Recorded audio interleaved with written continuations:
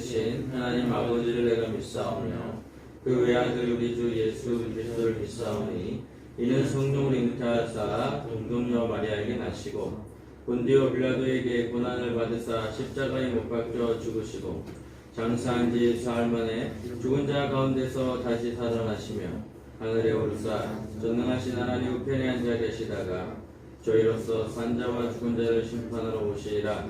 성령을 믿사오며 거룩한 공예와 성도와 서로 교통하는 것과 죄를 사하여 주시는 것과 몸이 다시 사는 것과 영원히 사는 것을 믿사옵나이다. 아멘. 오늘 은혜 받으실 하나님의 말씀 요한복음 1장 19절에서 28절 말씀 드리겠습니다. 우리가 정부 방역 지침이 내려왔습니다. 통성기도도 하지 말고 찬송도 부르지 말고 다 말고가 너무 많이 나왔어요. 다 하지 말래요. 그러니까 하지 말라는 건 안 하는 게 저의 뜻인 것 같아서 안 하도록 하겠습니다. 12월 25일 날 우리는 성탄절이 오기 때문에 성탄 기념 예배를 똑같은 그 시간에 드리게 될 것이고 아이들하고 같이 예배 드리지는 않습니다. 아이들하고는 별도로 예배를 드릴 거예요. 그리고 저희 교회는 주사를 백신 주사를 3차까지 다 맞으셨나요? 네. 네, 거진 다 맞으셨죠. 네. 그리고 1차, 2차까지도 다 맞으셨고 1차 이상 맞으신 분들은 전부 다 백신 통과가 돼서 70%까지 우리 인원 70%까지 70%가 얼마입니까? 최대 60석 기준으로 해서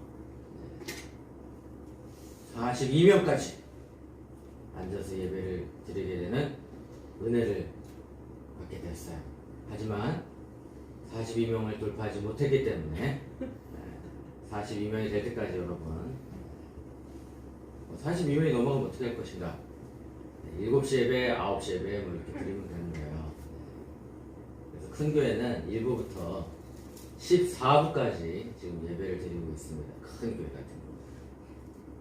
감사한 일이죠. 1부부터 14부까지 예배를 안 드리게 되었으니까 그것도 감사한 일이고. 자, 19절부터 우리 28절까지 말씀을 제가 봉독하겠습니다. 유대인들이 예루살렘에서 제사장들과 외인들을 요한에게 보내어 내가 누구냐 물을 때 요한의 증언이 이러하니라. 요한이 드러내어 말하고 숨기지 아니하니 드러내어 하는 말이 나는 그리스도가 아니라 한데 또 묻되 그러면 누구냐 내가 엘리야냐 이르되 나는 아니라 또 묻되 내가 그 선지자냐 대답하되 아니라 또 말하되 누구냐 우리를 보낸 이들에게 대답하게 하라. 너는 내게 대하여 무엇이라 하느냐 이르되 나는 선지자 이사야의 말과 같이 주의 길을 곧게 하라고 광야에서 외치는 자의 소리로라 하니라. 그들은 바리새인들이 보낸 자라. 또 물어 이르되 내가 만일 그리스도도 아니요 엘리야도 아니요 그 선지자도 아닐진데 어찌하여 세례를 베푸느냐. 요한이 대답하되 나는 물로 세례를 베풀거니와 너희 가운데 너희가 알지 못하는 한 사람이 섰으니 곧 내 뒤에 오시는 그이라. 나는 그의 실발끈을 풀기도 감당하지 못하겠노라 하더라. 이 일은 요한이 세례 베풀던 곳 요단강 건너편 베나니에서 일어난 일이니라. 아멘. 기도하겠습니다. 그러신 하나님 감사합니다. 오늘 또한 우리가 이렇게 함께 모여서 예배드리게 하여 주시고 또한 함께 하지 못한 분들에게 또 영상으로 예배를 드리게 하여 주심을 감사드립니다. 이제 12월 25일이 되면 예수님께서 이 땅 가운데 빛을 비추기 위해서 내려오셨습니다. 하나님의 아들이시자 또한 인간의 몸으로 오셔서 우리들에게 모든 힘들고 어려운 사람들에게 빛을 비춰주시기 위해 오셨습니다.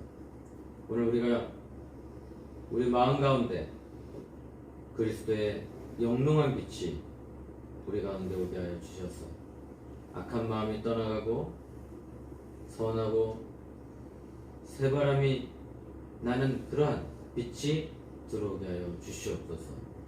우리 고성군에 하나님 놀라운 은혜와 평강이 넘치게 해주시고 또한 모든 각 교회마다 예배를 드릴 텐데 그 예배 시간마다 처소마다 하나님의 은혜가 넘치게 하여 주시고 또한 정치 지도자들에게 하나님의 은혜와 평강이 넘치게 하여 주시고 또한 우리 교회에 부흥과 성장할 수 있게끔 인도하여 주시옵소서. 한 사람마다 아프지 아니하고 건강하고 예수님을 만나서 따라가는 제자의 삶을 살아가는데 부족함이 없게끔 도와주시옵소서. 예수님의 이름으로 기도합니다. 아멘. 저는 오늘 본문 말씀을 가지고 준비된 그리스도라는 제목으로 같이 말씀을 나누도록 하겠습니다. 그리스도가 뭡니까? 그리스도는 메시아입니다.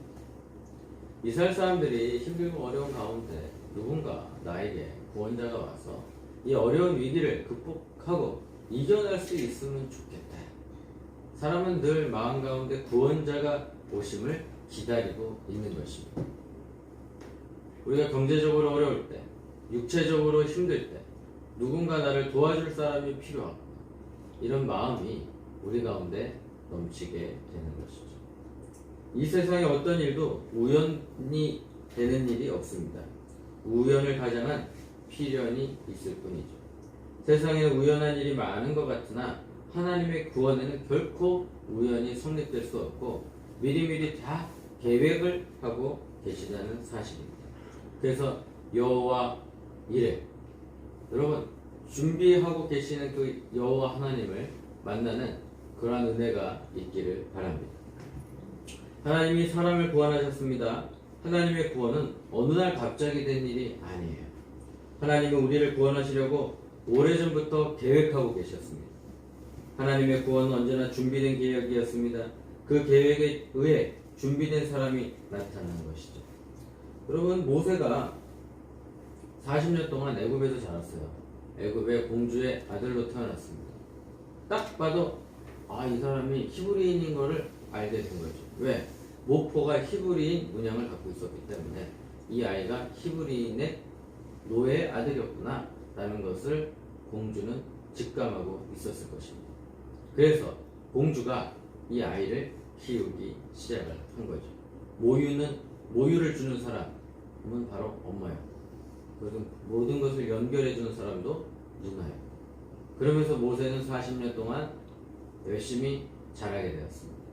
인간적으로 봤을 때는 하나님께서 모세를 바로의 왕궁에서 키우게 하셔서 힘을 기르게 하고 정치력을 강하게 해가지고 이스라엘 사람들이 잘 살 수 있게끔 바로 왕궁에 차기 왕이 되어가지고 이렇게 하는 게 제일 빨라요. 안 그렇습니까?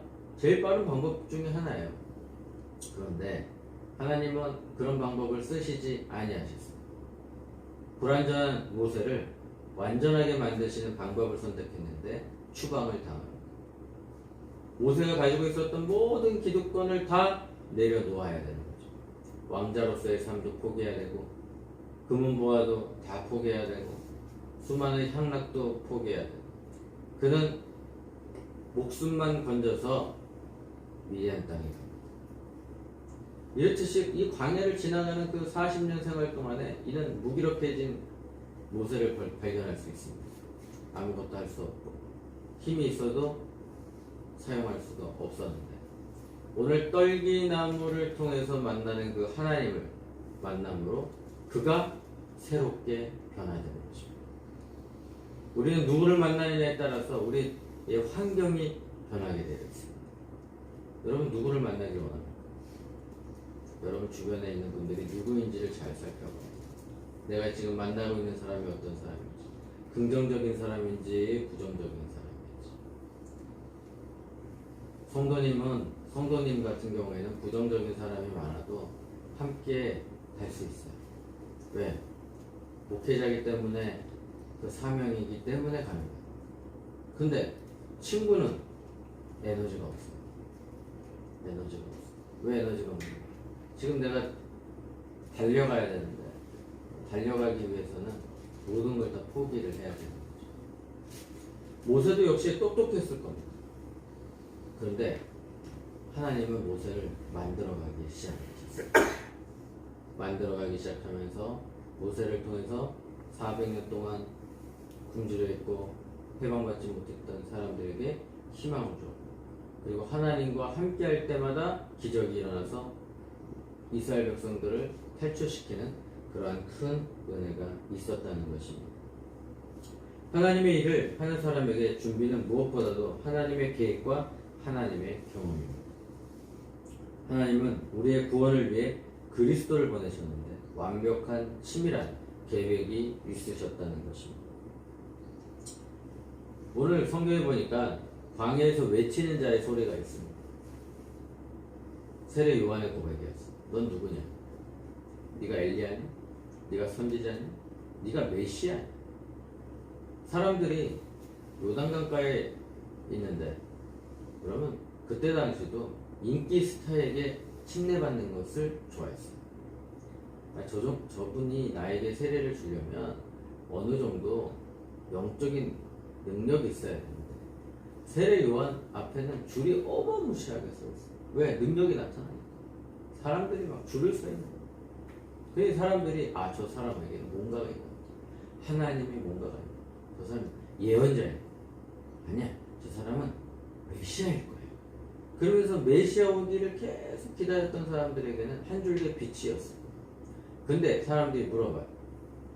자기가 직접 물어보기 뭐하니까 바리새인들과 서기관들에게 이야기를 합니다. 저 사람이 누군지 좀 가르쳐달라고 해요. 그랬더니 결국은 바리새인들과 서기관 제사장들이 나서가지고 세례 요한한테 물어봐요. 당신 누구냐?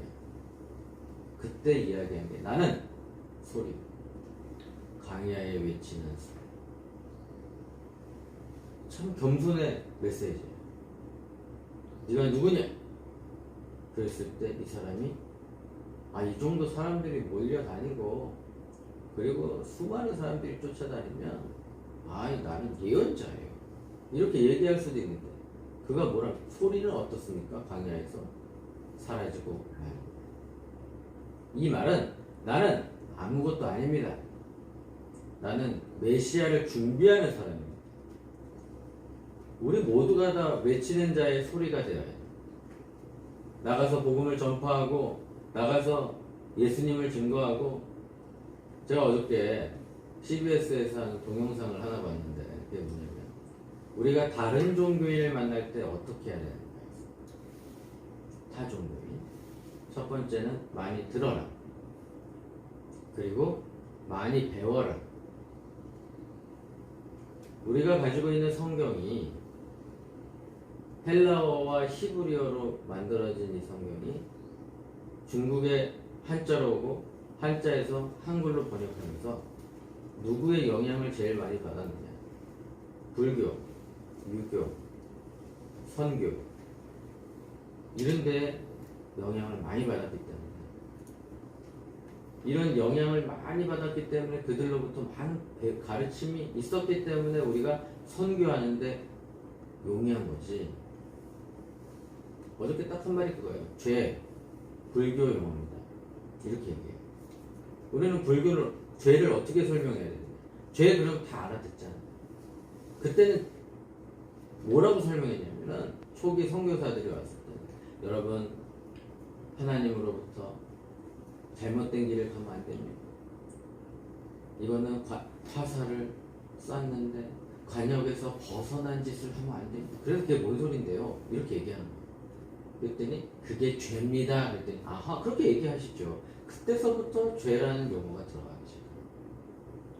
그리고 형벌을 받으면 어디서 살아야 되는데 그것이 어떻게 그래서 간단하게 말하면 뭐예요? 지옥. 아하 이렇게 되는 거예요. 그러니까 이해가 빨리빨리 되면서 예수님을 만나면 기적이 일어나고 축복을 받게 되고 또한 내 삶에 깨달음이 얻게 되고 변화가 오는구나 라고 이야기를 하는 것입니다. 이렇듯이 수많은 사람들이 우리를 구원시키기 위해서 선교사들을 많이 보냈죠. 오늘 예수님이 오기 전에 누가 왔습니까? 세례 요한이 왔습니다. 아무도 회개를 외치지 않는 시대에 회개하라! 그러니 센세이션을 일으켰어요. 유대인들은 세례 요한의 정체를 궁금했어요. 왜? 유대인들은 선민의식을 갖고 있습니다. 선민의식이 무엇이죠? 내가 하나님의 민족이야. 어디서 건방지게 이런 의식이 너무 강했어요. 그런데 그럼 하나님의 선민 사상을 갖고 있는 민족 이름은 어떻게 해야 됩니까? 어떤 공격이 다가와도 하나님이 다 실드를 쳐서 방패를 쳐가지고 물러가 이렇게 얘기를 해야 됩니다. 세계 최강의 로마 제국이 와서 유대를 함락시켰다. 자존심이 얼마나 상했을까요? 왜? 하나님의 선민인데 어떻게 이방 민족이 와가지고 성전을 탈취하고 성벽을 탈취할 수가 있겠습니까? 그래서 유대인들은 자신들의 자존심을 세우기 위해서 메시아가 필요합니다. 영적인 구원의 메시아보다 이런 나쁜 사람들을 내쫓아버리는 메시아가 필요했다.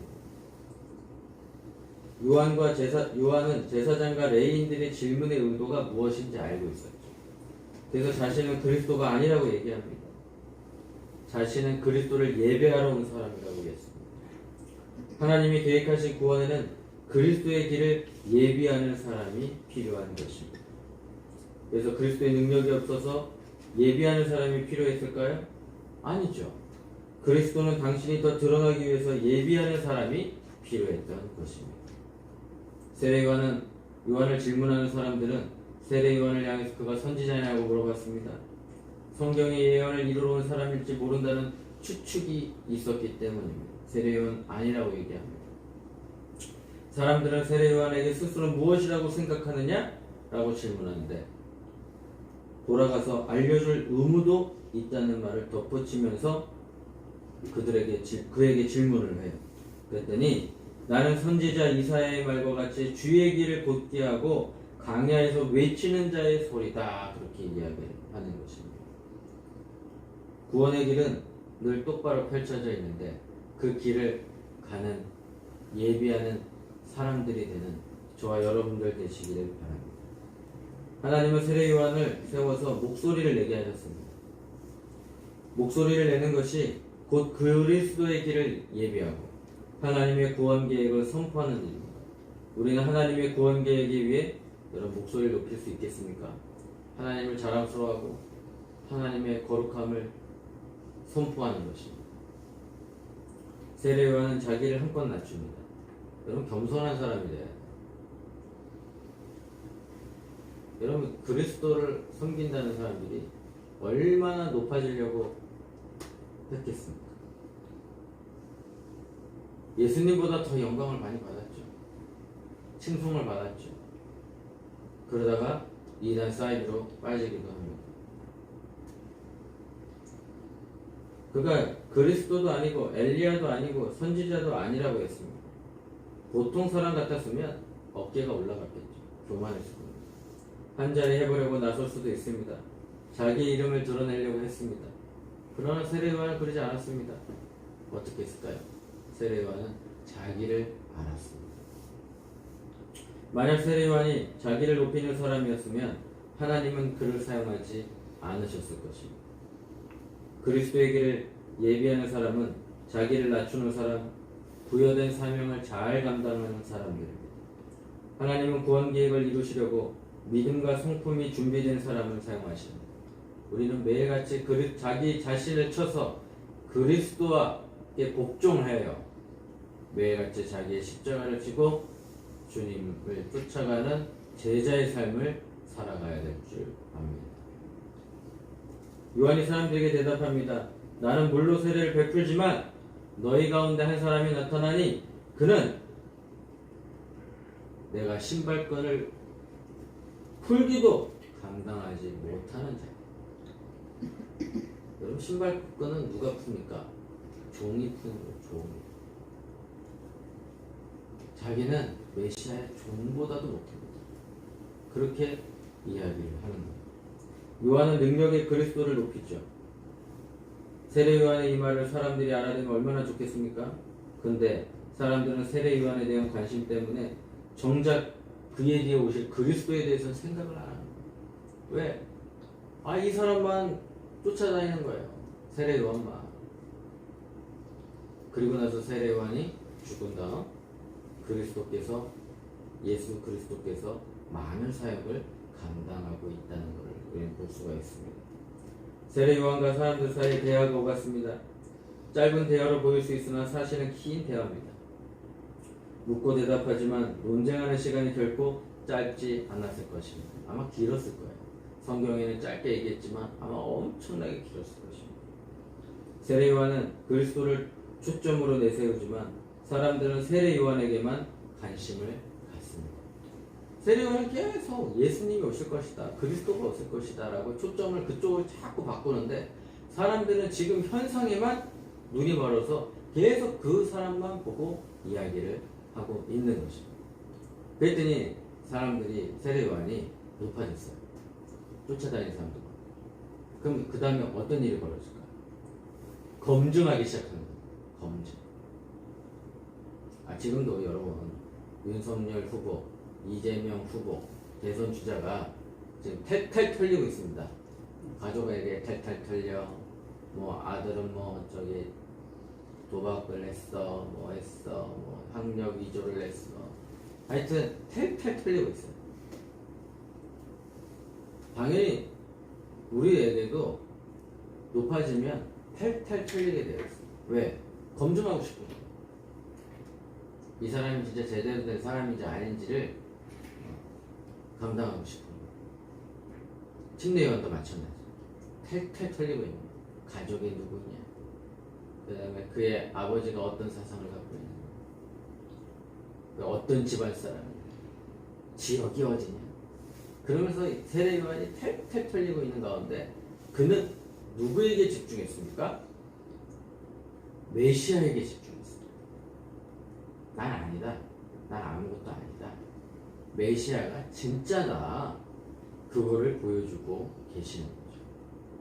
여러분, 우리의 영광을 받으실 분은 누굽니까? 예수 그리스도. 우리 교회가 영광을 받아야 되나요? 아니에요. 목사님이 영광을 받아야 되나요? 아니에요. 성도가 영광을 받아야 되나요? 아무것도 아니에요. 우리는 아무것도 아니에요. 오직 예수 그리스도만 높임을 받으셔야 되는 것입니다. 그게 바로 우리의 사명이고 우리의 감당할 내용들이에요. 욕망에 가득한 사람, 헛된 자존심을 내세우고 하지만 하나님의 이름을 들먹이는 사람들, 우리의 삶에서 자기 욕망을 만족시키려고 하나님을 내세우지 않는지, 우리는 진정 하나님의 계획과 하나님의 구원 성취를 바라보고 있는지, 우리를 향한 그리스도를 우리는 바라보고 있는지 살펴봐요. 그리스도의 은혜가 필요한 사람들을 향한 선교의 관심이 우리에게 얼마나 강한가를 봐야 합니다. 그리스도는 우리 삶의 현장으로 오십니다. 이는 요한이 세례 요한을 배필던 곳 요단강 건너편에 베다니에서 있었던 일입니다. 그리스도는 복음이 필요한 환경을 찾아오시고 그리스도는 우리 삶의 현장을 복음의 환경으로 만드는 것입니다. 여러분, 여기 영탁 가수가 왔을 때 수많은 사람들이 환호를 하고 좋아했어요. 근데 그 영탁 가수보다 더 뛰어나신 예수님께서 우리에게 찾아오면 어떤 일이 벌어지겠습니까? 우리 삶이 변화되겠죠. 그 가수분은 왔다가 갔어요. 다시 오실지 알 수가 없어요. 하지만 예수님은 우리 마음 가운데 계셔서 우리를 늘 풍성하게, 우리가 힘들고 지칠 때마다 우리의 손을 잡아주시고, 그리고 우리가 어려울 때마다, 우리가 그분을 이름을 부를 때마다 우리에게 구원의 역사가 생긴다는 사실, 기적의 역사가 생긴다는 사실, 우리는 깨달아야 될 줄 믿습니다. 기도하겠습니다. 좋으신 하나님 감사합니다. 하나님의 은혜와 평강이 이 시간에 넘치길 원합니다. 하나님 아버지, 늘 성령 충만하고 말씀 충만한 삶을 하나님 이루어지게 하여 주시옵시고, 또한 아픈 사람들마다 하나님 치료하여 주셨습니다. 머리서부터 발끝까지 깨끗게 하여 주시고 하나님의 은혜가 넘치게 하여 주시옵소서. 또한 하나님, 경제적으로 어렵습니까? 하나님께서 물질을 채워주시고 인도하여 주시옵소서. 또한 하나님, 오늘도 귀한 예물 드린 손길이 하나님께서 함께하여 주셔서 하늘의 신령한 복과 땅의 기름진 복으로 축복하여 주시옵소서. 이제는 우리 주 예수 그리스도의 은혜와 무한하신 하나님의 사랑과 보혜사 성령님의 내주하시고 교통하시고 충만하심이 이 자리에 참석한 믿음의 권속들 머리 위에 지금으로부터 영원토록 함께 있을지어다. 아멘. 할렐루야. 모든